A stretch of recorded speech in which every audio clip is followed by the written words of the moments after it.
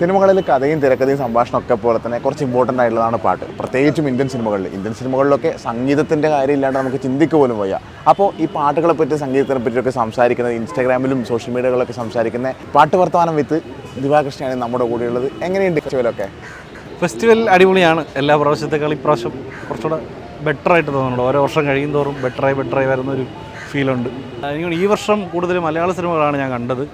കാരണം മറ്റ് വർഷങ്ങളിലത്തേതിനെ അപേക്ഷിച്ച് ഈ വർഷം മലയാള സിനിമകൾ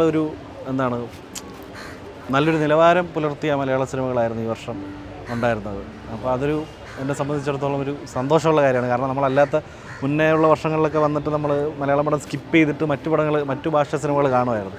പക്ഷേ ഇപ്രാവശ്യം മലയാളം സിനിമകളാണ് കൂടുതൽ കണ്ടത്. ഏതെങ്കിലും ഒരു സിനിമേൻ്റെ മ്യൂസിക് കാര്യങ്ങളെ പറ്റി അങ്ങനെ ശ്രദ്ധിക്കാൻ പറ്റുമോ ഫെസ്റ്റിവലിൽ പ്ലേ ചെയ്തേ?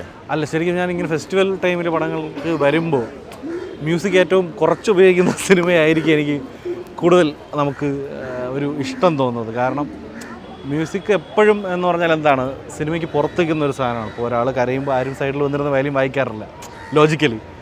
പക്ഷെ അത് സിനിമാറ്റിക് ആകുമ്പം അത് വേറൊരു ഫീലാണ്. പക്ഷേ ഇത്തരം കുറച്ചുകൂടി റിയലായ സിനിമകളിലോട്ട് വരുമ്പോൾ ശരിക്കും മ്യൂസിക്കിൻ്റെ അംശം എത്രത്തോളം കുറയുന്നു അത്രത്തോളം നന്നായിരിക്കും എന്നുള്ളൊരു അഭിപ്രായമാണ് എനിക്കുള്ളത്. ഒരു തമാശ പോലെ ചോദിക്കുകയാണ്. IFFK എന്ന് പറഞ്ഞത് ഒരു കൂട്ടായ്മയും കൂടിയാണ്. ഒരുപാട് പേര് വന്നു ചേരുന്നു. അപ്പോൾ സ്വാഭാവികമായിട്ട് പുറത്തൊരുപാട് പാട്ടുകൂട്ടവും പരിപാടികളും കാര്യങ്ങളൊക്കെ ഉണ്ടാവാറുണ്ട്. ഇത്തവണ അങ്ങനെ ശ്രദ്ധയിൽപ്പെട്ടിട്ടുണ്ടോ? ആ സാധനങ്ങളൊക്കെ എങ്ങനെയാണ് നോക്കിക്കാണുന്നത്? ഇല്ല, ഞാൻ ഒരു ഇൻട്രോവേർട്ട് ആയതുകൊണ്ട് തന്നെ ആ ഒരു ഏരിയയിലോട്ട് പോകാറില്ല. സോഷ്യൽ ആങ്സൈറ്റിയും ഒക്കെ ഉള്ളത് കൊണ്ട് അങ്ങനെ ഒരു ആൾക്കൂട്ടം പരിപാടിയിലോട്ട് പോകാറില്ല.